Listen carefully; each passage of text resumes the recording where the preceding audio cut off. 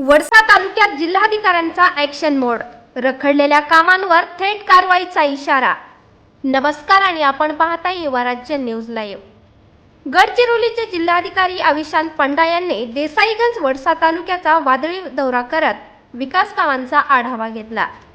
7 कोटींच्या पाणी पुरवठा योजनेच्या संतगतीवर त्यांनी तीव्र नाराजी व्यक्त करत अधिकाऱ्यांची कानउघाडणी केली आहे। नागरिकांना वेळेवर पाणी मिळालंच पाहिजे असा स्पष्ट इशारा देत काम तात्काळ पूर्ण करण्याचे आदेश दिले आहेत। यासोबतच सेडनेट पॉलीहाऊस प्रकल्प आणि सांगीतील डाळमिलला भेट देऊन चांगल्या कामांचे कौतुकही केले। पर्यटन पार्क, शाळा आणि शासकीय कार्यालयांची पाहणी करत जनतेची कामे वेळेत व्हावीत असे निर्देश दिले आहेत। जिल्हाधिकाऱ्यांच्या या ॲक्शन मोडमुळे वडसा तालुक्यातील रखडलेल्या कामांना आता वेग मिळणार का हे पाहणे महत्त्वाचे ठरणार आहे।